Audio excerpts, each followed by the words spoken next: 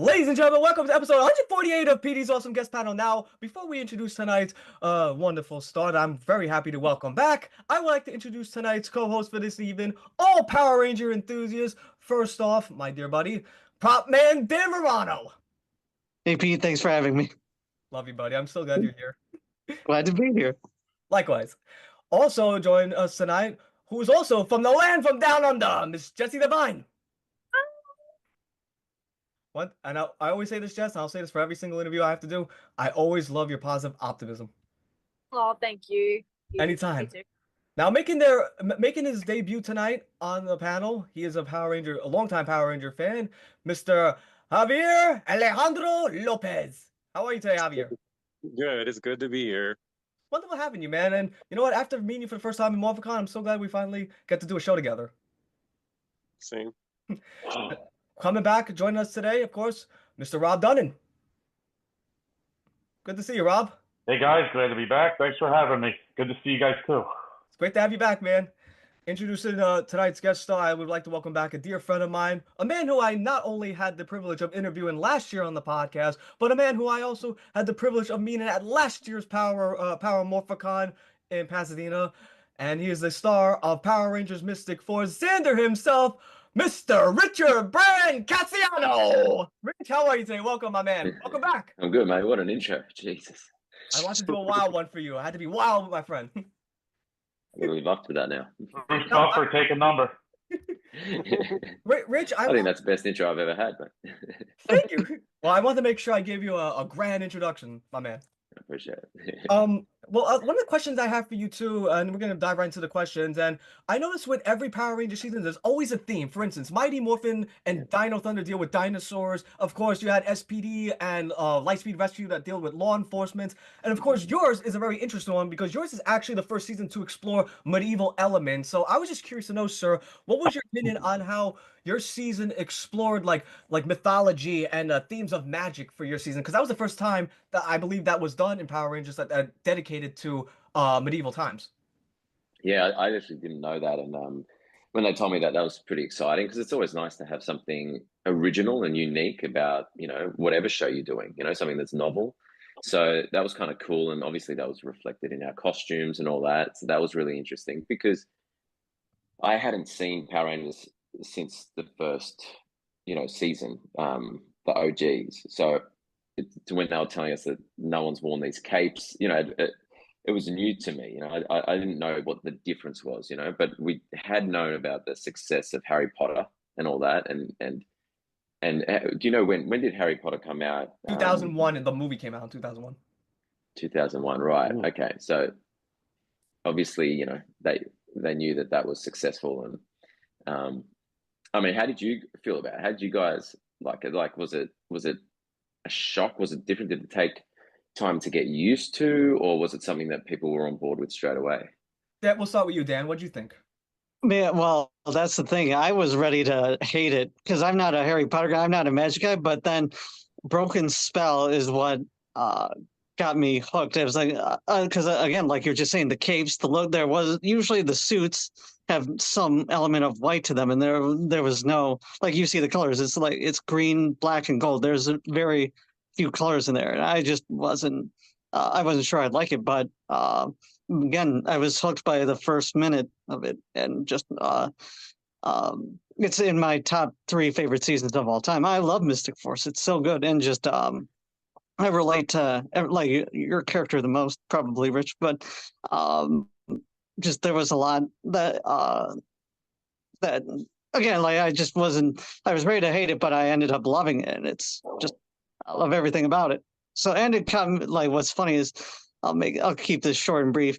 My parents got divorced in 06, and when Mystic Force was airing, but it's what got me through a lot of it too, surprisingly. So thought I'd throw that out there. So wow, yeah, beautiful. I can say the same thing. And Javier, before I ask you what your opinion of is that, I just want to say too, Rich, I can sympathize totally with what Dan said because I felt the same way about Ninja Storm. Like, especially when I was in middle school, like watching Ninja Storm was like, it was like I'm not gonna say like it was a gateway, but it helped me like, cope after like, those hard times in middle school. Like watching Ninja Storm and watching the funny elements plus the action just cheered me up. I hear you. Yeah. But Javier, what do you have to say about Mystic Fork? Your opinion? Mystic Force is like my ties with my favorite seasons. Like it's RPM and Mystic Force are my top two seasons like of all time. When it first came on, it was nice to see like the different, even the helmets, like the helmets, the capes, the Zords, everything was like brand new. How they basically turned into the Zords, like they weren't piloting them, they actually turned into them, which was kind of nice and interesting. They were all different sizes, so they all, played along. They turned into a dragon, so it was just like the whole magic thing, like worked out really well too, like between the magic and the mythical animals and everything like that, and the characters and the mentor, like having Udana there, and then she was a White Ranger, but she was only White Ranger for part time. But then you had like, I think the characters like really, really had it work together well too. Because even Barney being there, like he was just outrageous, and his character Toby was just like, he was like probably one of my favorite comedic relief characters like of all time, just because he was so out there, but he was so like he was friends with the Rangers, like basically, even though he was their boss, he was more or less their friends. So he was just like cool and chill and relaxed. And I think it was just like all the characters and Phineas, being there, like it just went really well. Like the darkness of the villains too. I like that too. Mhm. Coming from like SPD where they were kind of dark, but not really, but then going into Mystic Force and the villains were so dark, It did. which I That's liked one thing a I love lot. about it. It didn't hold back. Mystic Force. Yeah, It took it to the next level. it really did. Uh, Yeah, and that's cool. Dan, before you ask your question, let me just say to Richard for like an interesting thing about your season two. Your season actually was the very last season to feature the late great Mashiko Soga, who played the Rita Repulsa in the Sentai footage of Mighty Morphin Power Rangers. Correct me if I'm wrong here, Dan, Javier, Rob. That's correct, right? Like that was Mashiko's last appearance, right? Televised appearance. Yeah, Okay. Yeah, as she far as was I understand, yeah. Yep. Mystic Mother. Yeah, and Mystic Mother. that's funny how they tied that in. They tied in the Mighty Morphin element there, her being Rita, but then being Mystic Yeah. Mother. Yeah, but why did they? Yeah. Here's why I gotta ask you guys the question too. How come they couldn't make her like regular size? How come they had to make her like basically like an Athens god? Like they made her like literally the size of like 20 statues. Like why couldn't she just be regular size? Like I didn't get that element, that aspect of it. I think that was a lot with Magic Ranger, basically Yeah. how she was. Like Oh, a lot of them were a lot larger. They were a lot larger, and then they scaled down when they fought the Rangers. So it was just that was just like the Magic Ranger thing where she was huge. fair enough. Dan, your first question for Richard. What was your experience like on Chasing Life? How did you come up with the character for that? Um, well, the character. Well, number one, my experience on Chasing Life was it's probably one of the most fun jobs I've ever done for a few reasons. One, it was my first big role in the States, and we are shooting in the States, and it was originally going to be shot in Boston, which is a very cool place, and we shot the pilot there. But I remember having been living in LA for a year or so prior to that, and really wishing that I was could shoot in LA because I loved LA so much. And I remember putting like little sort of like prayer out or something, just thinking, oh, wouldn't it be cool if this shot, in where I was living in LA, and I could stay, where I loved in the States and still be able to work there. And somehow it did. They just ended up they shot out at what was it near Six Flags. I forgot the area, but and so just that in itself, like having moved to LA and working there, um, and developing friends and having a community there, because now I was working on a show and I was meeting people, and that in itself was just awesome. In terms of the show, um, it it was an important show, um, and it as it obviously it dealt with cancer, and that's a really heavy topic, and it's something that a lot of people have experience with, either knowing someone or going through it themselves. And it was a heavy thing to tackle on a TV show, especially back then. Not many other TV shows had done that, making it that they had you know, obviously had themes like that within the show, but it wasn't all about that. And this show was one of the first shows. I think the C Word was another one that, you know, was this show. This is what it's about, and this is the main theme. And you know, I really felt the impact when I would have people come up to me who watched the show and told me how much it meant to them. Much like, you know, we talk here and we talk about how Power Rangers got, you know, us through these difficult times. And I have the same experiences with music getting me through tough times. I could, you know, speak to certain artists. If ever I met some of my favorite artists, I would be saying the same thing to them that you're saying to me. And I had many people who watched Chasing Life saying this was a really important show. So knowing that I was working on a show that was important to a lot of people meant a lot to me, and felt like I was doing something that meant something. You know what I mean? It wasn't just a fun show to work on and great to be working as an actor, which is always nice. It took it a step further, and that's what I loved about it. You're such a good person, Richard. Like any show that you do, you just touch the hearts of many, though. Like especially with Power Rangers and of course Chasing Life, though. But did you prefer like the more fantasy based like shows like Power Rangers, or more more like real world, like real synth world based like Chasing Life? Personally, I actually prefer more reality based shows.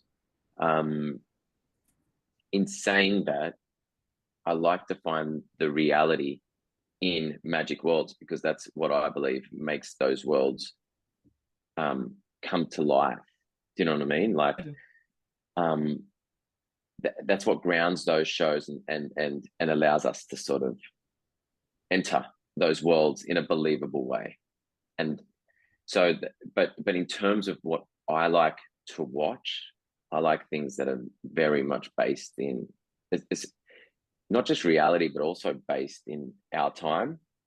Like, I don't really love period pieces, whereas some people just love them. But there's something I like things that are really relatable to me, which is obviously, you know, stuff set, you know, 20 years ago or 20s in the future. You know, I don't know. That might be boring to a lot of people, but to me, that's, I don't know, that's where I can relate the most to what's going on. Sometimes I find it hard to relate when people are dressed up in period costumes and they're talking in different accents and different rules, like something about that. I don't relate. Yeah, that's just me though. So many people, you know, obviously everyone's got different, you know, tastes. That's totally fair. Robbie, your first question. All right. Can you share any behind the scenes stuff from any specific episode or scenes that you shot? It's a good question. It's oftentimes I get asked that, and I talk about a few things that happened, which I thought were funny. But I thought today, like, I'll give you more of a background on what it was like, not just with the actors, but the crew were really, really cool people. And at that point, I was just learning about recording music, and I developed a good friendship with the sound recordists on set. And every day on set, I look forward to going up and talking to them and picking their brains about good microphones, good recording interfaces, software. And so in between scenes, I'd just be like going straight to the sound guys and asking them about tips and hints of, you know, about how to record my music. And that's where I first started recording my music. I bought an Apple Mac laptop for the first time back in, when was it, 2004 or 5, when they was sort of starting to become a bit more, you know, mainstream, and downloaded GarageBand, and bought myself a microphone and went from there. So in all my spare time, I was trying to record songs. I still have those songs on my laptop now, you know, and they're like time capsules. I still remember recording them. Awesome. So cool. And my roommates never get rid of those. doing that. Never get rid of them. Who would you say would be your That top again? 5? Never get rid of them. I think some of them I Never put get on rid of MySpace. Remember MySpace? Oh, I do. When Tom Wow. Some of them Anderson were when up Tom there. Anderson ran it Is that his name, Tom Anderson? before Justin Timberlake bought it and turned it into a music thing. That's actually true. No way. JT bought that and turned it into a music But He video. bought it. Yeah. Yeah, 2008 he did.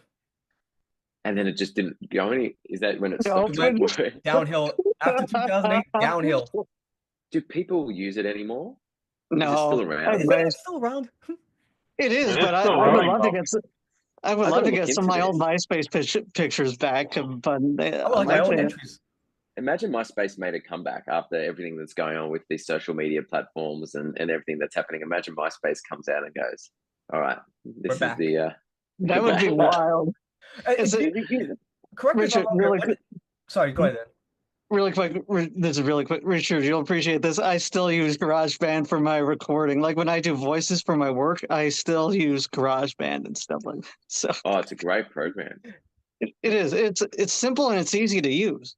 Yeah, exactly. Yeah, they nailed it. Yeah. Rich, do you remember the time when things like Napster and LimeWire were a thing?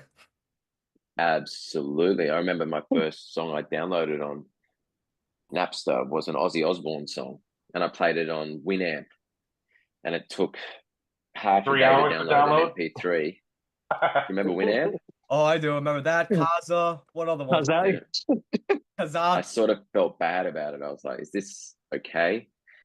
You know, downloading this, but I'm like, it was so early days that I I didn't got even so many think about. computer viruses from those too. music apps.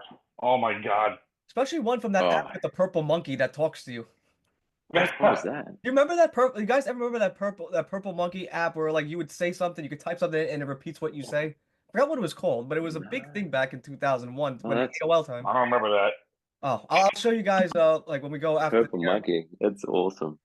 And ICQ, did you guys use ICQ before Messenger? I That was a used AIM. chat. Oh, I remember yeah, that I one. use AIM too. I used AIM and Yahoo. Yeah. Yeah, right. Yeah.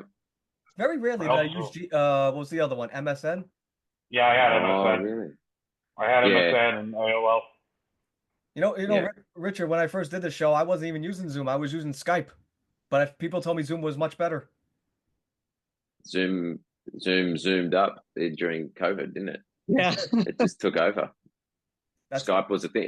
Even now, people use the term Skype. Like even when I'm like, should we FaceTime? Should we Zoom? Everyone still like says the word Skype. It's like synonymous with, video chatting. Do you guys find that? Like we should Skype, and everyone knows you're not going to use Skype. Everyone knows it's going to be on Zoom. Or, I think we could all thank the what are you Jetsons. saying, Jesse? Go ahead, Jess. I haven't used Skype, but I've heard of it though. Oh, interesting. That might have been a bit before. Never used Skype. You've never used Have Skype? you Skype? Nope. Yeah. Nope. Oh, okay. Maybe I'm weird. I thought everyone. I use. Oh, no, I use Wasn't Skype. Skype Yeah, I the use. first video? Skype was one of the first video chatting tools, wasn't it? Yeah. Am I wrong? The thing that they got annoying with their thing that they would always update, and then you'd have to update your password every couple of weeks or whatever. And I just got tired of doing that, and it's just like that's lame, Yeah. I think Yeah. we can all thank the Jetsons for the picture phone idea for the Skypes and the Zoom because they're the ones that invented that. The Jetsons predicted the future. They said Simpsons predicted the future. I think the Jetsons did too. Yeah. Isn't it incredible? And you would have thought it would have been so expensive too. I remember the thought of video chatting, you would think they would have a monopoly on it and it would just be so expensive. And yet that part's free. Well, Yeah. well, even some stuff in Back to the Future Part 2 came to light, like this right here when he's talking to Needles on the video phone. That's right. Yeah. And he's got all the Great TV thing. screens up there too as well. Yeah. But how about the hovercrafts? I mean, that to me that's what I want. Same That's here. what I'm still everybody waiting for that. How come it's? I wanted You it. think they'd have them by now? I When- mean, when they got the can- drones, but skateboards, right? When can Yeah. it Isn't that come what out? everyone wants? When Those can, I mean, we skateboards? have cars. Like, when are we gonna get our flying cars and our jetpacks like available to everybody? Yeah, even Where's our time jetpacks? machines, like and time machines too, like the one Wilbur was driving. Yeah, yeah. Where are Time those? machine would be all right, eh? I think that might be a little far off though. Javier, unfortunately. before I get giddy talking to our wonderful guest star, your first question. Okay. So, what was your approach to playing Xander, the Green Mystic Ranger, and how did you develop his character throughout the season? Right. I knew like certain elements of the character, him being like sort of a larrikin or like sort of an overinflated ego, thinking he can sort everything out. This sort of I'm the man approach to things, and this is where we were starting with Xander, and then to make that sort of likable, there had to be some humor in it, and that was all written in. But I think one of the big changes was when they made Xander's character Australian, and then I could access a much more natural approach to that funny egotistical side of him, and I guess that allowed it to, as being an Australian, I could find more complexity in that. It made it less likely to be a caricature. Basically, if he was American, there would have been the I guess that it would have I could have fallen into a trap of playing a caricature or basing it on another actor I'd seen do something similar or what I thought an American, because different people from different countries approach these things in different ways. Do you know what I mean? Like in very subtle ways. And if, as an actor, if you get that wrong, it can make a character unlikable very easily. And it's I mean, there are subtleties just in inflections when you say jokes like this. Stand-up comedians are a great example of this because they know how to walk these lines between saying really outlandish and possibly offensive things, but making people laugh at them and forgive them because of the way they say it. That's their craft. And so if you're playing a character that has an ego like Xander did and still, has to be likable, you got to be careful. Do you know what I mean? Otherwise, people are just going to go, "I hate you." What would you say he'd be more like an anti-hero, like where like he can talk, he can brag, but he's a good guy in the end? Yeah, I think always deep down he's a good guy. I think the great thing about Xander is he had somewhere to grow to, and again that was written in. And then when they made it Australian, which I don't know exactly why, but I suspect it's because my American accent wasn't very good, and so, and they wanted also a difference between me and Nick, in terms of separating these two characters even more. And as soon as they made Australian, I started adding in sort of some Australian sayings and way of saying things, and then the writers saw that, and then we sort of things molded together and they worked together, and then I could come to the character in a much more sort of complex way because I know Australians much better than I know Americans, and I know how Australians would be in these scenarios. So, and then I also think that helps for a mainly American audience when they see someone from another country. It does add more mystery to it, and you're more forgiving in certain ways. I think when I watch Americans act, I think I'm more forgiving of their acting. I tend to like them more than I like watching Australians act because I think I'm more judgmental about watching Australians act because I'm more privy to the complexities and the grey areas and the do you know what I mean? It's much easier to pick on something that really well than be, oh, maybe that's just how they speak in America or for English people. So I think I had an unfair advantage in that way by being foreign. I think maybe Americans were a little more open to Xander's character. So you weren't a and maybe fan, they knew that. Maybe. you weren't a fan of the accents, right? Like doing the American accent or no? Oh no, I wanted to do the American accent. My ego was bummed when they told me try Australian. I mean, I thought here I was playing in like as an Australian, we aspire to being on an American TV show and speaking in an American accent. That was cool to me, and that was something that I wanted to be able to do. And then when they said maybe you should use your Aussie accent, I still remember how I felt. I remember where I was and where I was sitting after the table read and thinking like I Oh failed. no. Oh, Yeah, I thought I'd failed and that I had let the team down, that I wasn't good enough.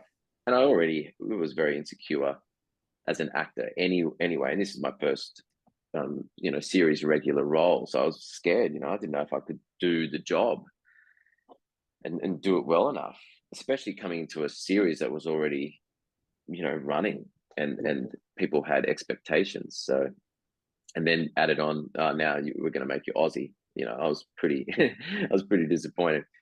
But looking back on it now, 20 years later, or a bit less, maybe 18 years later, I'm like, oh, that was the best decision by them and for the show, and yeah, and that makes me happy.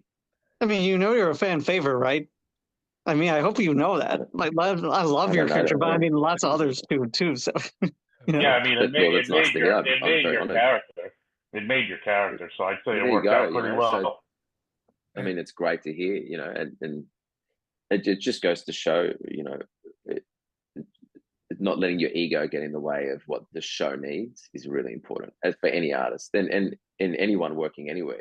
Like checking that and going, what do I want from this work or this show, and what does the work or the show actually need?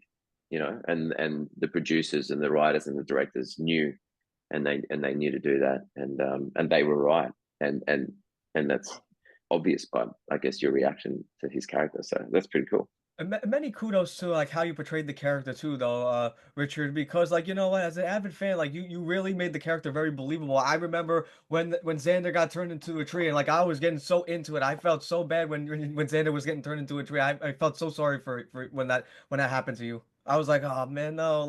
And for some reason, Power Rangers, unlike most shows, I get really into it because of like the storytelling. Like I think, especially Mystic Force, which is excellent storytelling. Yeah, That's why I just had to commend you and applaud you for such a brilliant, like an absolute great performance you did in Mystic Force, thank you. especially in that Well, a lot of episode. that's the script writing.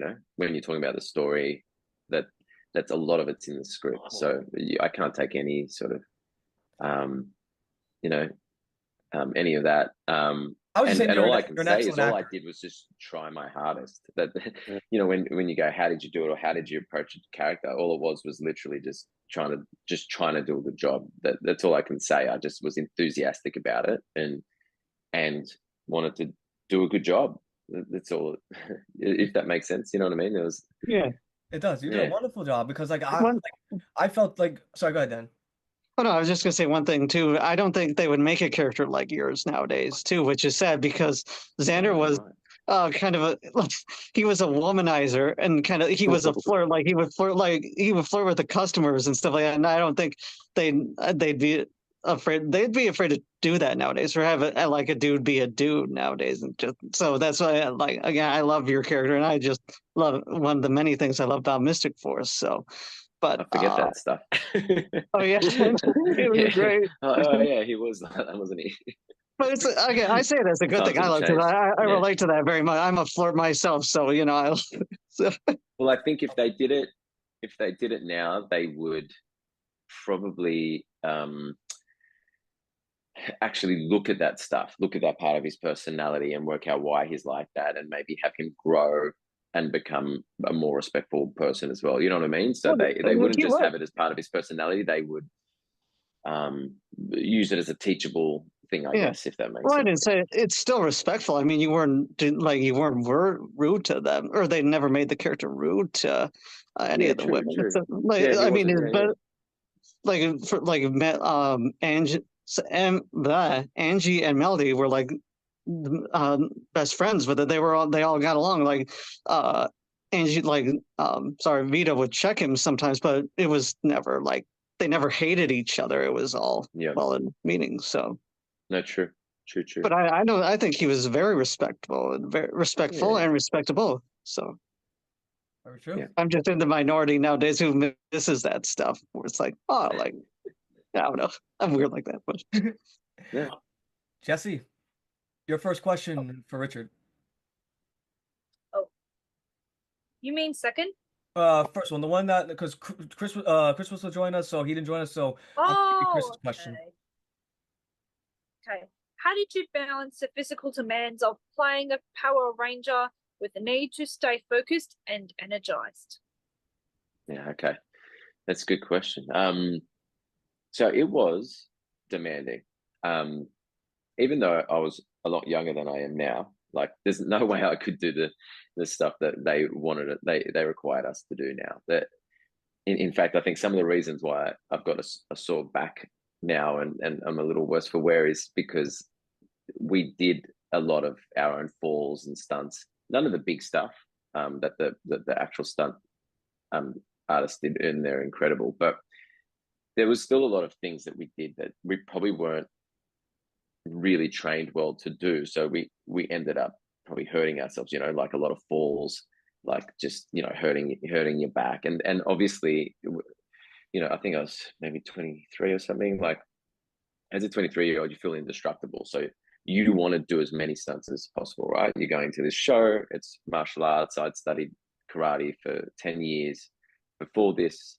So I wanted to do as much as possible. And that meant like kicking as high as possible, taking kicks, falling, doing everything I could. So you would push yourself. And then later on in life, you feel that a little bit because you probably push yourself beyond what you're actually trained to handle, if that makes sense.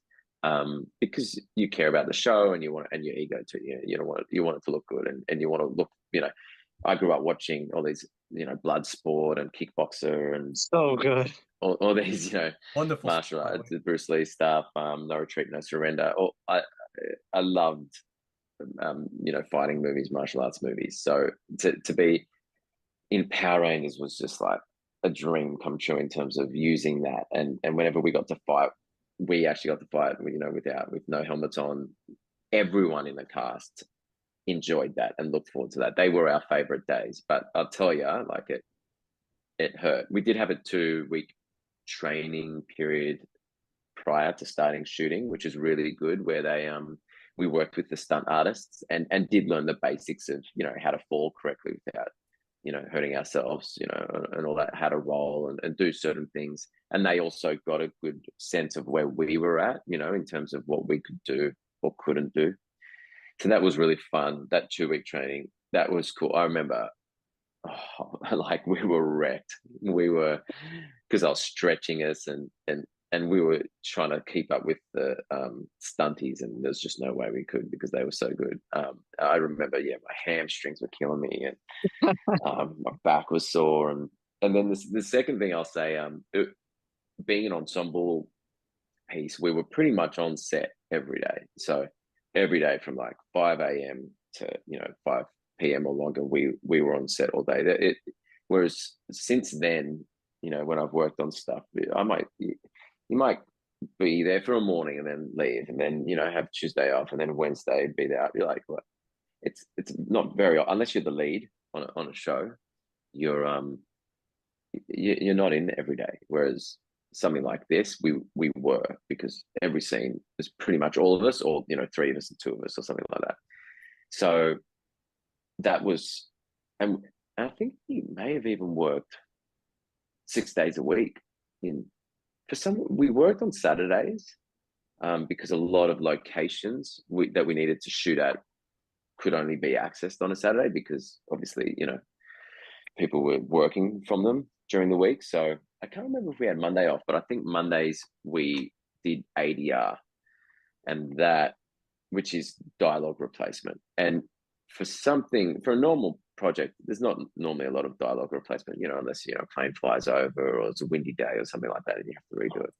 But for Power Rangers, because half of the footage was people in helmets and fighting with helmets, we had to go in and spend 2-3 hours every week in the booth, taking punches, yelling for punch, and it just shredded my voice. Like I didn't know how to do it in a healthy way. And every Monday I would just come out, having lost my voice because of all the yelling in the booth. And that, I hated that, because as a singer and a musician, and I was trying to record on my day off on a Sunday or something, it would ruin it. and I didn't know how to do it in a healthy way, you know.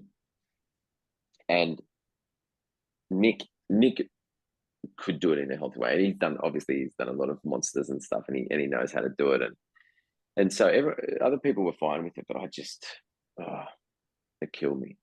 So that was tough, Jesse. The vocal stuff for me was really tough. Sorry to hear that, and because I always thought like because when we had James Davey on the show like last week, we talked about like how the choreography was on his season. I was just curious to know like, but you pretty much explained it too, like how it was done, like because I always wondered like you seen the movie The Warriors, Richard, the movie The No. Warriors? Or no, well, Warriors? Is it just Warriors, or is The that New Warriors. Zealand? It was filmed in America, but it was a movie about gangs, like different gangs of New Oh, York. great No, movie. I don't think I've seen Great it. movie. Yeah. Great movie. The reason I asked that question is because I was curious to know when you did the unmorph scenes, like when you weren't in the Power Ranger suit and you had to fight the foot soldiers of the evil army, though, was it like choreography where it's like, okay, here's how it's gonna go, like Xander, Richard, you're gonna go out there and the foot soldiers is it's gonna try to hit you, you duck, and block. Like, was it like that or no? Yeah, Okay. yeah, it is. Everything is mapped out. You can't just go and all right, go and spar or go do a fight. So there's no way. People would just get smashed. It wouldn't work, and it wouldn't look good. Because unless you're really trying to hit each other and have a proper brawl, it's not going to look realistic, right? No. So for a fight scene, you have to choreograph everything, and that's where's the punch going, the timing of the punch, where am I aiming, how are they blocking it, what are they doing? And you practice it and you practice it. So it's highly choreographed, and it needs to be choreographed as well because you're not actually hitting them. The cameras have to be in exactly the right position to make the punch look like it's hitting the person, right? Yeah. And that's why it needs to be perfectly choreographed. I remember, a good example of what happens when it's not is I was working on a show here called Underbelly, and we would choreograph the beginning of the fight, and the camera crew were like to go a bit rogue. And I remember we're doing a fight, and camera operator's like, yeah, just keep going. This is looking good. And you can't keep going because what are you gonna do? You're gonna hit someone, or you don't know what's coming. So you're gonna literally smash someone. So I was on the ground once, and the camera op just said keep going, and the guy I was fighting, I was on the ground. He decided to stomp on me, and he stomped with his boots on my chest, on my ribs, and he would have tried to pull it, right? Like he would have tried just like to not actually stomp me, but this is a problem when we hadn't practiced the stomp. He didn't know where I was moving. I wasn't expecting the stomp. So I had my face covered. I didn't know I was stomping. I would have moved and he would have gone into it. And he just absolutely like cracked my ribs, and he broke one of my ribs on the bottom. And I couldn't like do a sit up for, a year. Like it was chronically bad. Like That's messed up. It stuffed me. Yeah. So it's just a good example of going rogue with something like that. And the guy who did it was a great bloke and a lovely guy and good actor. And he was just trying to, do what he was being told to do. But that's just an example of why you should never do that. It's just stupid. Well, how Well, you guys had it was the Alpha Stunt team, I think, right? For Mystic Force. Say again, it was Wasn't it Alpha Stunts? maybe, yeah. With Koichi Sakamoto. Yeah, Koichi, yeah. Yeah. So they were amazing, and we never had that happen on Power Rangers, and I think it was because it was based around fighting, and they had experience, and they knew what worked. Whereas Underbelly, that wasn't the main theme, so that was just the part of it. So the camera op didn't understand how important that was. Whereas in something like Power Rangers, you would never let something like that happen because everyone working on that set understands, the importance of choreography, fights that are choreographed. So yeah, it was a great experience on how long Power did it Rangers. take? But how long did it take for your ribs to heal up fully? Oh God, year and a half. Boy. Like they're the sort of thing that just takes time, and you can't put a cast on it or anything. So it's just hard to breathe. It's hard to do sit-ups. It was just anything like that was difficult, and it just took time. It took it took a while. I can tell you, I can definitely say from experience. I never had a full-on break of my ribs, but I've cracked my ribs probably about 3 times, and yeah. Sorry, yeah. When I say break, it wasn't like my ribs cracked like that. It was like a fracture. It wasn't I mean, you had it worse than me. But like even with like the minor portion I had of it, took me about 8 to 10 weeks to fully heal, and that was just like a crack, and it's the worst. Like you said, there's nothing you can do. Sitting is uncomfortable, walking is uncomfortable, breathing is uncomfortable. There's no life is miserable. There's no relief. Yeah, it is. Yeah, I fractured my spine in half a week before Thanksgiving. It was a small fracture, and it's going to take me 6 months to heal. And I probably got like nearly 2 more months to heal my spine. No, I'm sorry. It's a sign of my epilepsy. Yeah, right. Yeah. Richard, ironically, like I had an injury though. I think the worst injury I ever had was when I was working out too much, and I believe I tore my rotator cuff. Like and at the time I was 16, and this was around the time Mystic Force was on too. This was November 2006. I remember I was working out, and at the time I was stupid. I didn't realize excess workout will lead to like tears and ligaments and stuff like that. I was working like excess. I think I was maybe like nonstop doing like maybe 40 with a dumbbell, like 40 on my arm or like 50 pounds on my arm, but like nonstop. And that's how my rotator got so when I was in a sling for like a week and a half. Oof, yeah. Ouch. Yeah, it's a bad injury too.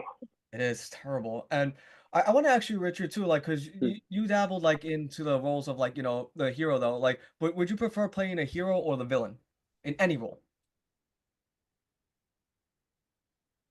Good question. I think it depends on the script. Depends what character,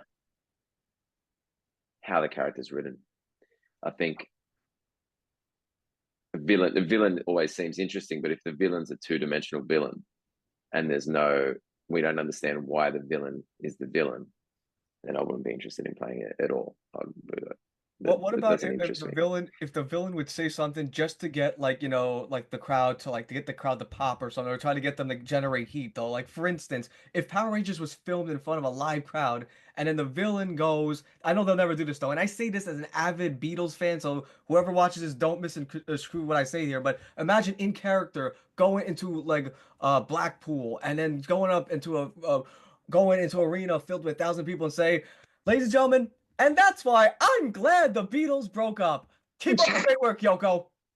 Oh, no. And by the way, I say this, that does not reflect my real life thing before someone dissects this clip and say, oh, he's anti-Beatles. No, I'm a huge Beatles fan. I was just making a point about how being a villain could sometimes be fun, but it can also be very controversial. Yeah. It can obviously be fun playing the villain, because you as an actor, you get to do things that you wouldn't do as a good normal human being, someone you're trying to be on a day-to-day basis. So there can be enjoyment in that, when everyone's understanding, what it is. But I think, in terms of drama, I mean, the hero, again, like if the hero's written two-dimensionally and there's no growth there, I wouldn't want to do it either. So it depends how they're written. I think you can write a hero or villain in a three-dimensional way, obviously in terms of understanding why they are the way they are. And to me, that sort of villain is intriguing because we learn something from it and we see ourselves in that person and we understand, oh, okay, I need to watch out for those aspects of my personality because that could lead me to the same. I would always try to make a villain somehow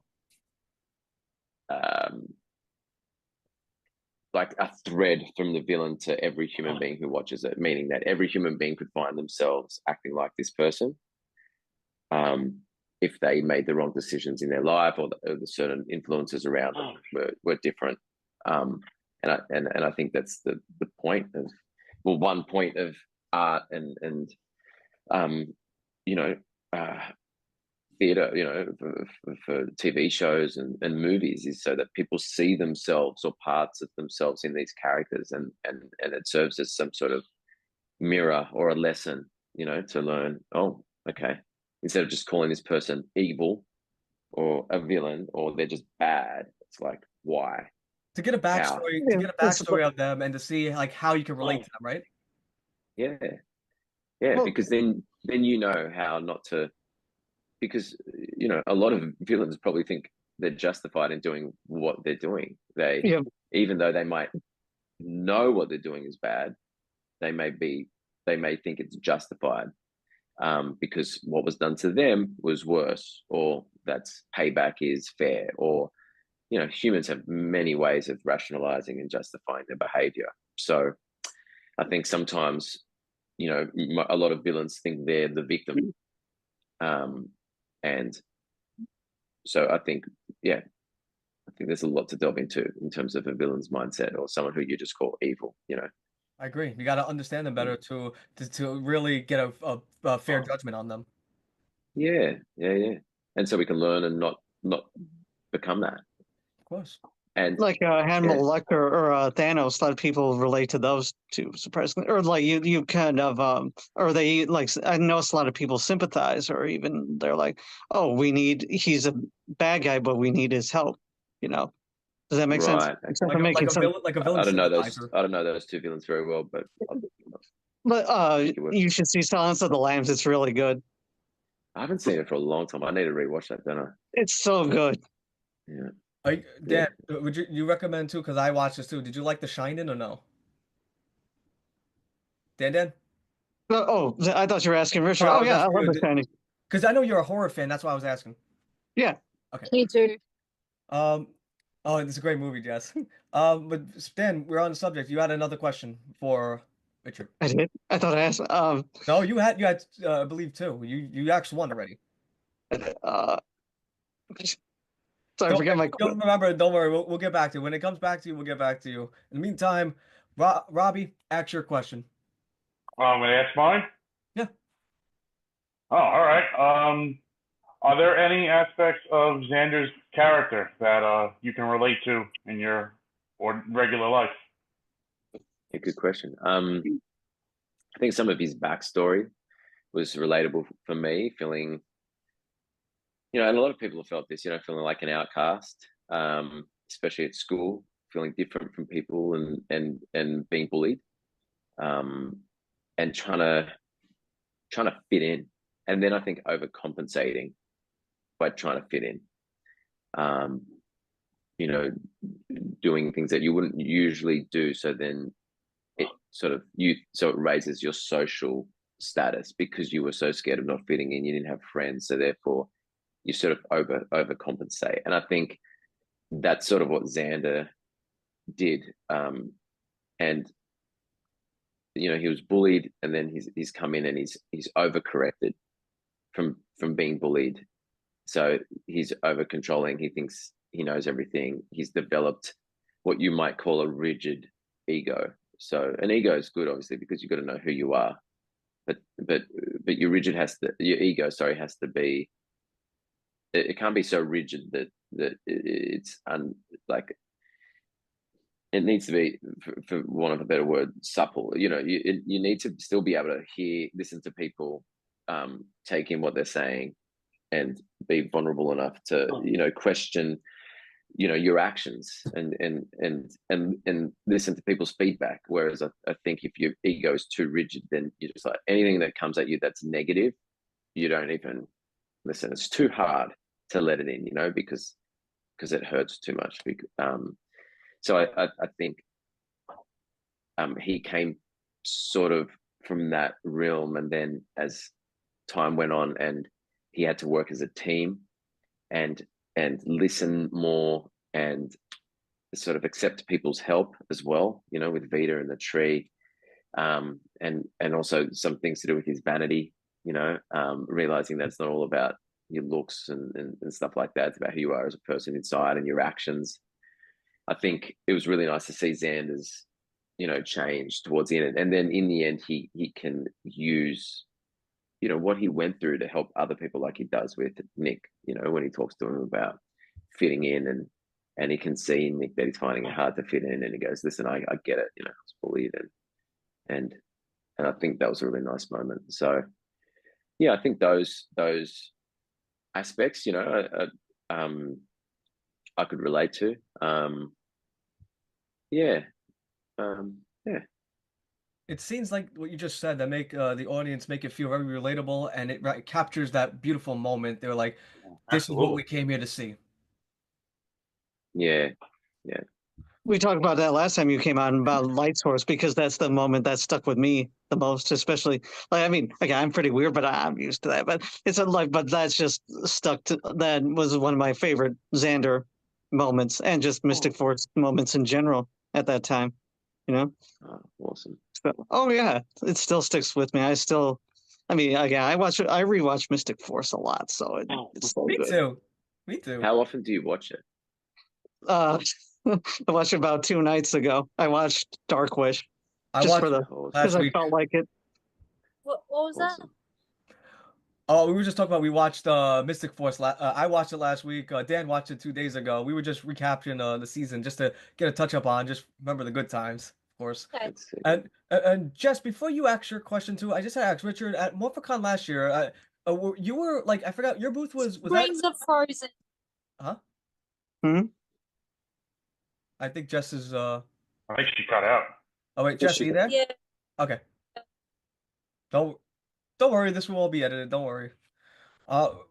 Rich, I have to ask you though too. Like at MorphiCon, like were you like your booth was near? Were you near Beatty Skinner and Barney Duncombe? I forgot. Like, were you near them or Nick Sampson?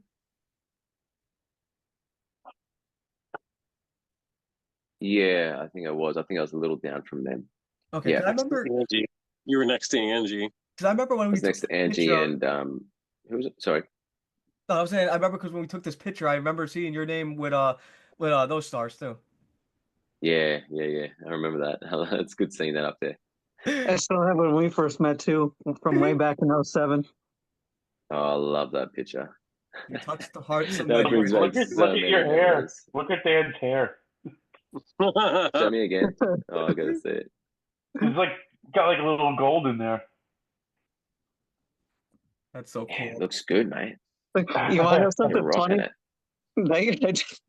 I think my hair looks better now, but you want to know something funny? We were talking about our different like bone breaks and stuff like that. That year, I got hit by a car, and yeah, isn't that wild? Yeah, and I messed up my left foot, so my left toe is all messed up and everything. But anyway, that's just, I was hanging. Long story short, I was hanging off my friend's car at the time, and I got ran over. But again, I was stupid back then. You do wild things in high school, and that was one of the Oh wild yeah, I things. know that feeling. Yeah, Oh, so wow. Which I remember too. Yeah. Um, Jess, were you good able to find times. definitely a good time, good wild times, Dan. For both of us. Jesse, were you able to find your question? Yep. Okay. Can you share any stories or anecdotes about meeting fans or attending Power Rangers conventions? Oh, that's a good one.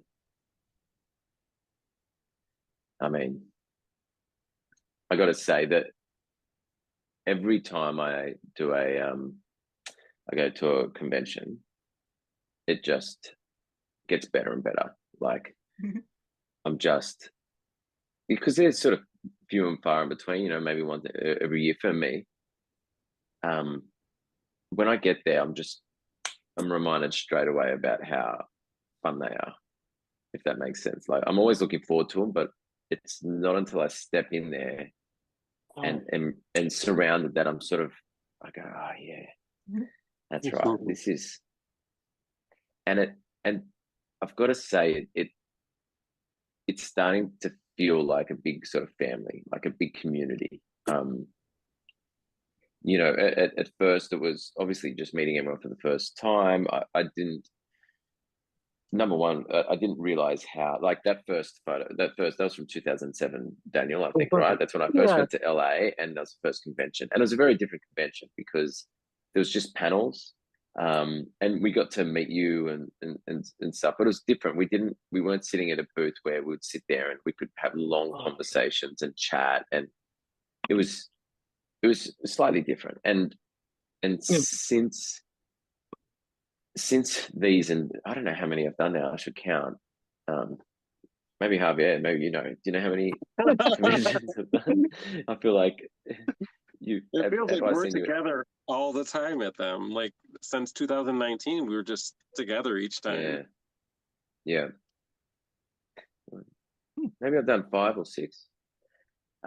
It's I look forward to seeing the familiar faces and seeing, you know, people I feel like I know. Like even though we only meet them once a year, there's there's just a real sense. How am I don't know if I'm putting this right. There's I'm I'm I'm feeling like this.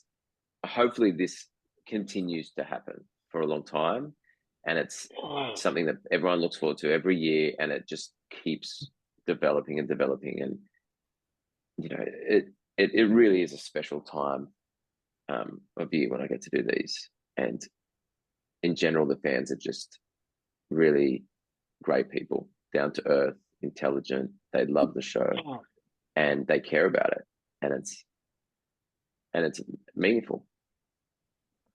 Will you be Yeah. at next year's MorphiCon? I should be, yeah. I'd imagine so.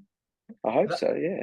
Because I'm going back to my second MorphiCon next year. I'm super excited. My fiance surprised me with tickets as a Christmas gift last year, so I'm MorphiCon bound next year. Great. Yeah, yeah. I I can't see why not. I wouldn't be there on this, Yeah. I hope I will be there as well. That's the plan as of right now. Fantastic. How cool would it be for all six of us to actually like all show up at that convention next Well, year? we'll have to do a photo, We That'd definitely be do. so cool. Absolutely.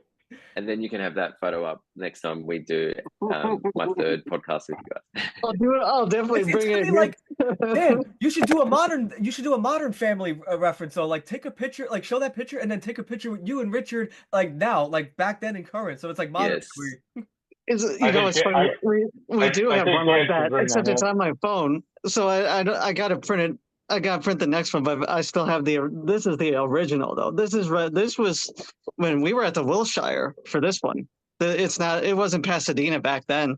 And Oh what's no. funny is people didn't even think that. I remember on Ranger Board, people were thinking it was a host. They didn't even think it was going to happen back then because it was Make a Wish that did it. Right. Yeah, Yeah. yes, that's right. Yeah. But like I remember going there and thinking, "Oh no, what if nobody's here?" And I traveled Yeah. because again, we didn't. It was a different time then, though. Now that was before it got bought over. Now it's this huge thing. Now because back then it was so small. Like what you were saying, it was just panels and it was very small. And when we took that picture, it was right after they did the LeBeau screening. So Wow. Yeah. yeah. Is it weird I remember that? I don't know. I remember lots of No, things, it's but great. Yeah. Uh, Good memory. Javier, oh, go ahead, Dan. Sorry. oh no, but it was just it's sometimes I do miss the simpleness of that because now it's so almost corporate and but I mean we still had intimate time back then. But I'm just glad whatever cons we go and hang out at. So it's just interesting to compare then to now. Does that make sense? Yeah. It almost sounds like the original version of that is like how Ranger Stop is today. Yeah. It was a bit different. Yeah, but yeah, it was I guess a one-off. It'll never be the same as that again. It was different, just different because of those reasons. Yeah. Richard, I'll say one thing about MorphiCon though. It was my first ever one last year, and I felt like MorphiCon to me, and Javier, Dan, you guys would agree with this, and Rob, you agree with this too. I felt like MorphiCon was like it was like Woodstock, nothing but love, Power Rangers, peace, and villains. I just thought it was like very comparable to Woodstock, and I thought it was just a wonderful 3-day convention. Yeah, it is good. Yeah, It is good. I had a blast. That's for sure. That was insanity, though. That was kind of.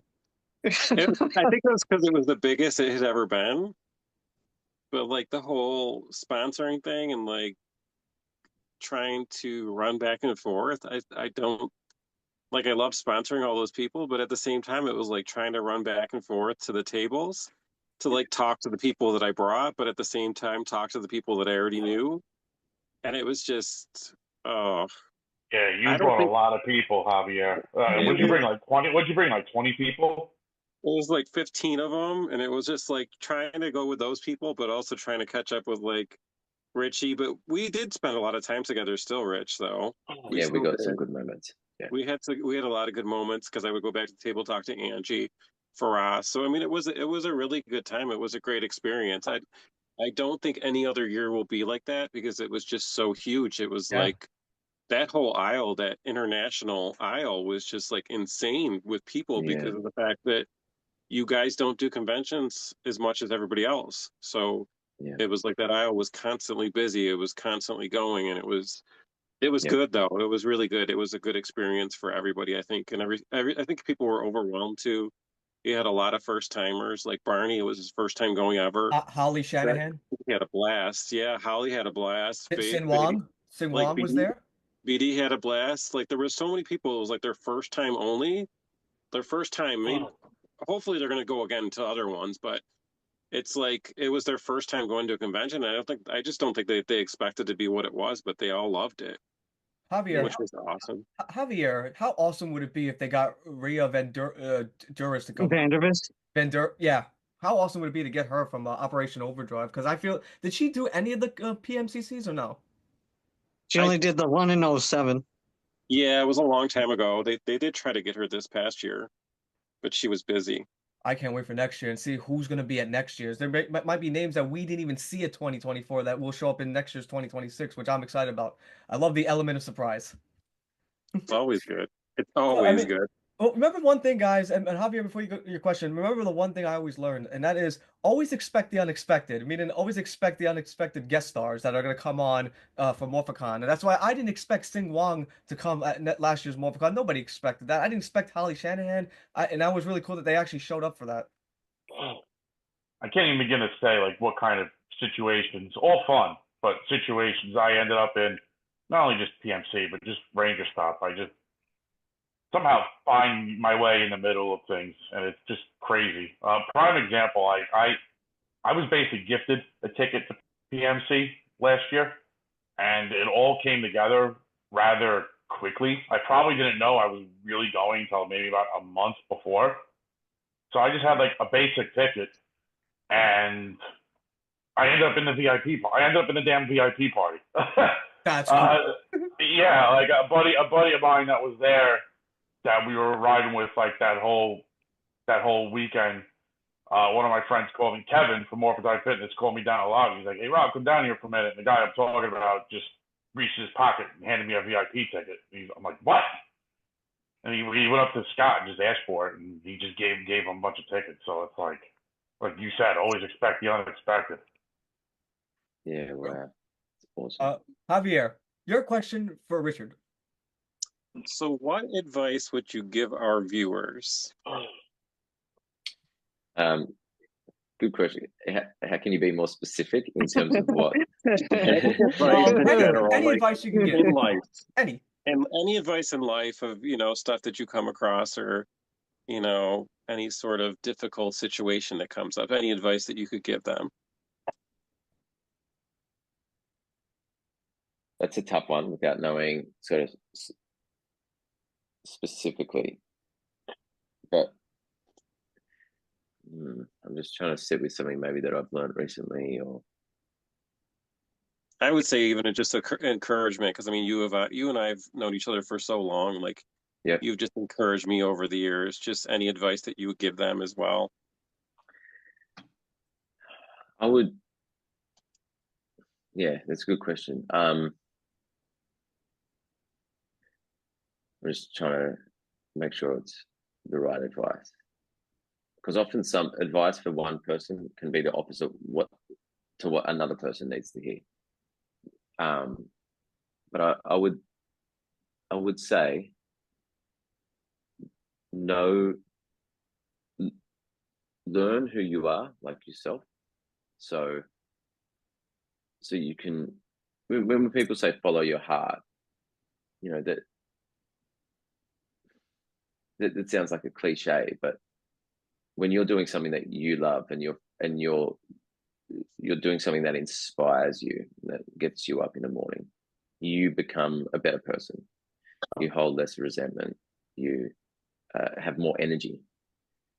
you're more fun to be around.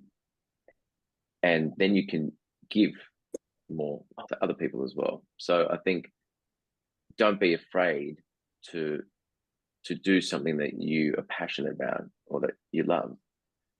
And I would say, if you really know if that's everything to you, I would say take it one step further and don't give up. So no matter what everyone else is saying, if that's what you love to do, then you do that and you work on it until you things take work. And I would say, I don't know if I'm putting this the right way. You know. You know what I mean? People are going to try and help you, and they will either tell you to quit something or they'll tell you to stick with something. But in the end, you know. And I would listen to that inner voice, and I would practice listening to that inner voice so it becomes stronger and stronger, and you're better and better at listening to it. And that takes practice. Sometimes we ignore that on purpose, that inner voice, because it's telling us something that might disrupt the status quo of how we're living our lives right now, and that can be sort of hard to face, right? But just start small. Listen to it and implement just a small fraction and get used to, listening to that. And I'd also say, try not to lie to yourself. Try and be honest with yourself, because we do that sometimes. We can try and again, you can start small with that. If it's going to disrupt your life too much, being too honest with yourself, just start in small increments and get better at being like, that's a boundary for me, so I'm going to stick up for that boundary. I'm going to be strong in that boundary, and I'm going to set that boundary in the knowledge that that's the right boundary to set. That's just one example, but and that brings me to my next thing, is start small with everything. Start small but right. Start small but on the right path. So know what you want to do, and then don't try and tackle everything or be the best at it straight away. Be okay. Understand that things take time, and be okay with being patient, and be okay with waking up every day knowing that as long as you're taking steps towards that path, then that should give you peace and peace of mind, and learn to live in that area. Does that make sense? That area of every day I'm investing in something that I love and something that I want to do. And that could be anything. That could be work, that could be a hobby, that could be changing who you are, your personality, that could be a fitness goal, that could be anything. Just learn to live in that peace of knowing that every day you work towards something that you love is a good day. Smaller goals lead to grander goals. Yeah, there's no harm in starting small. The key is doing the thing. And Quality over quantity. as a human, you will be able to increase what you're doing. You'll want to, like, that's in every human, that drive, right? I agree. But oftentimes that drive will get in the way of us even starting something, because it hurts so much to start something that you love and be bad at it. It hurts so much that we'll never do it. And that's what I found anyway myself. I just don't even do something because it just hurts so much to suck at it. And there's so many things that I could be good at now just by doing a little bit every day that I've just never started because it just hurt too much to like, even just doing an American accent. Like when I practice, like I'll go and practice it today, and it'll hurt when I hear myself doing it because I'm not as good as I want to be. And the distance between where I am and where I want to be, it hurts when you know what that is and you're not there. But if you can be okay with that and mitigate that by just going, it's okay. Like we know that consistent practice makes perfect. We know that. That's generally proven. Obviously there's some things that can get in the way of that, but so I would say don't be afraid to start small, be consistent. And that's with anything. I don't know. That's, I don't know if that advice, Uh, that's stuff that I've been working with, just with my singing, with my acting, with fitness. They're things that have helped me just in those realms. So I guess I'm just sort of telling you things that have helped me in the last couple of years. I think that's great advice. It's really helpful.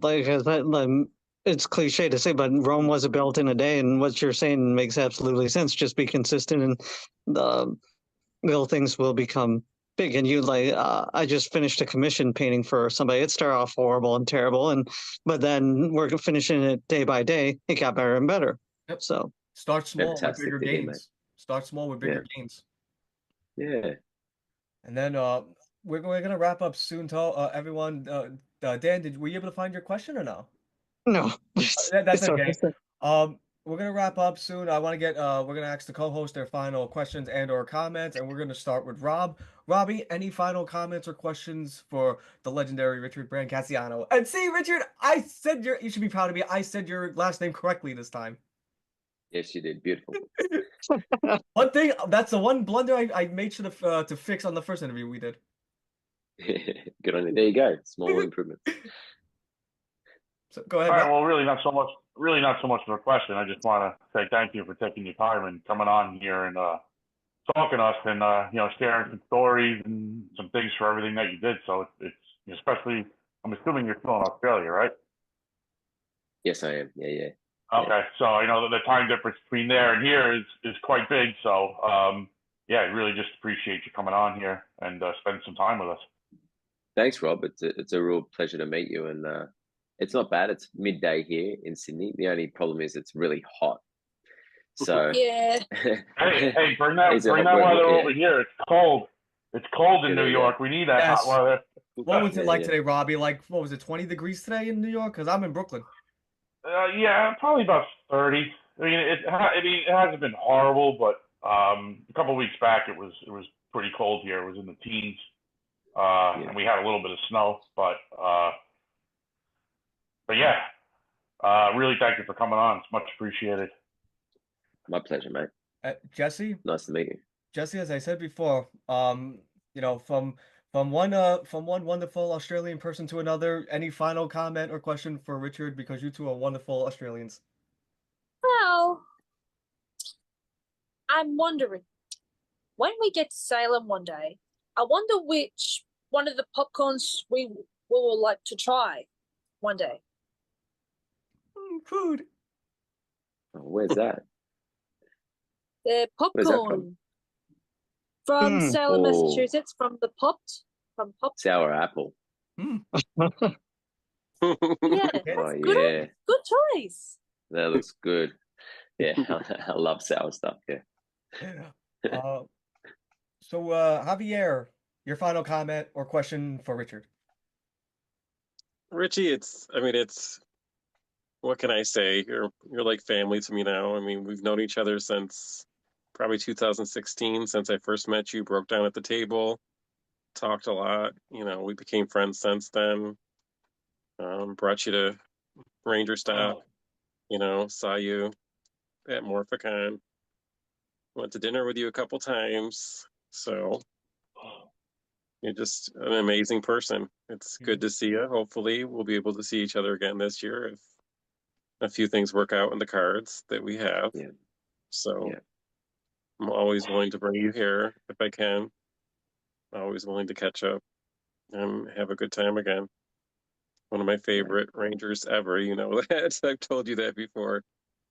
You're always on my phone, on my background. So picture when we first met. So that means a lot. That means a lot. Thank you. Feeling is mutual. You're a hero to many, Richard. Oh. And Rich, please say hi to Richard Cancino for me, please. To who? Richard Cancino. He's a Power Ranger star as well. Okay. Yeah. Dan, Prop Man, your final comment or question if you have any for Richard. Mine's a comment, Richard. I always love seeing you. Hopefully I see you at next Ranger Stop or PMC. Hopefully we hang out either or, but you and I go way back too. And I just always love seeing and hanging and talking with you. So you're a good time. And just again, thank you for coming here. And Pete, thank you for having me. And just again, Rich, love seeing you. And we will recreate this again next time, or I'll bring Ever this since next time I see. 2007, Yep. So the best. I'm with Dan on that. And I just realized, Dan, I just realized something too. If you do attend next year's PMCC, that will literally be almost 20 years that you and Richard took that picture. yeah, you believe that? So Dan, reunion. Dan, Let's do it. Dan, you got to bring that haircut back for that special Bring that occasion. haircut, 20 buddy. years. Gotta bring it back. You know, Oh, yeah. I used to burn my hair a little bit. That's why it was like the hair dryer used to burn the tips at the front. So I mean, I could do it back. I could do it again. Bring that hairstyle back. Bring some nostalgia back, Dan. Rich, I have 2 quick questions before we wrap up too. One of the questions I have for you, and this solidifies your status as a Power Ranger legend in many people's eyes, including me. What do you think of the impact that the Power Rangers franchise has had on both old generation and new generations of fans 32 years after its initial release? Gosh, I mean, I don't know if I could put it into words. You know, I mean, it I actually can't quantify it. I mean, obviously, it's a huge impact, and I'm just happy I get to see that. You know, every year or couple of years, going and meeting, you know, people at these conventions, like that's it is really special to see that impact and meet new people every year and see, you know, these same old amazing faces and and see you guys and build this community. You know, it's I never would have known the impact it had when I never knew the impact it was having, would have had when I was filming. Had no idea, absolutely no idea. And it's an honor. I can honestly, you know, I can say now it's an honor to have been a Power Ranger, and I look forward to many more years of, you know, being a part of this community. Well said, sir. And the final question I have for you too is, and I asked this before on the question, and that is, what is next for Richard Brancatisano? And of course, you know this part, sir. Like, this is a part open forum. You can talk about anything you like. I am passing the proverbial microphone on to you. The floor is yours, Yeah, that's Mr. awesome. Brancatisano. What's next? Well, you know, there's not a lot of acting stuff for me going on at the moment, but I'm always open to it. But really, I'm just working on, and I say this all the time, but my music. So, you know, just watch this space. When it's ready, it'll be obvious. I'll be putting it up on my socials and stuff. And I've got, you know, albums in the works. I've, you know, written maybe 3 to 4 albums. I've just got to record them. So that'll be the next big thing that comes from this space. And I'd love you guys to hear, you know, my stuff, and hopefully you like it. And I'm also producing music now. So I'm working with an amazing artist called Lauren Azar, and we're in the studio, and hopefully her album will be out this year. So again, I'll post that on my socials when that's all ready, and I'd love you guys to listen to it. Maybe you'll love it. I'm certainly am loving it and loving producing music. So that's been something I did last year that is really, I found very, very rewarding. Yeah, so that's sort of where I'm at the moment. And you know, you never know, some acting role could come along, and I'm open for that when it happens. But yeah, in the meantime, music. You have our support. Really quick, your stuff is on YouTube, right? Or is it on Spotify? Or is it both? It's on both. Yeah, I do. Okay. I have some stuff on YouTube and on Spotify. I think I've got 3 tracks on there. Yeah. Okay. I think I've subscribed to you, but Pete can always put your links in the description so people can subscribe. It's under Richie Branco, and it's on Spotify and YouTube and all that. And yeah, I'm subscribed to you, so I'm looking forward to it. Thank you. One of the last comments I'm going to say before we wrap up here, sir, I just want to say thank you. First of all, I'm going to have this interview done almost ASAP. As soon as we're done doing this, I'm going to edit it. I'm going to try to get it up pronto. And when it's done, Awesome. I'm going to send it to you right away. I'm going to send everybody a copy of this. I just want to say to Richard that, you know, it's unfortunate that you don't have this incredible powers like Xander, but you do have this incredible gift, sir. And I'm going to sound like a broken record when I say this, but you have this incredible gift where you could take a 35-year-old fan and bring him way down here, make him feel like that 16-year-old again with braces watching Power Rangers Mystic Force, and feel like that kid again saying, Xander's a badass. Richard Brancatisano is such a cool dude. Like that. Oh, That that's was me in cool. 2006. Like I've always felt that way about Mystic Force, and I always had a special thing that, in fact, this picture that's 35-year-old me like smiling with one of the best, but inside that is 16-year-old braces with me just finally getting to meet someone I've been a fan of for nearly 19 years. How awesome is this world? I mean, without the internet and all this technology, this probably never would have happened. So maybe the Mm-mm. conventions might have, but like being able to do this and you have this and being able to come on and touch base and talk and discuss this, like we're so lucky, aren't we? We are. And Like you're the man, Richard. And I just want to say I cannot wait like to see you again at MorphoCon next year. And last thing before we wrap up, guys, and I think everyone knows about this. I mean, Javier, Rob, follow along, Dan, and Jess, you know this. I want to do something special for Richard, and that is thank you, Thank you, Richard. Thank you, thank you guys. Richard. Appreciate it. Thank you, Thank you, Richard. Richard. You have a wonderful night, sir, and thank you again for an amazing interview. You rule, sir. Thank you. Thanks I everyone. agree. It's so Thank good to you. see you all. Welcome. Take care, everyone. Bye bye. Thanks for coming.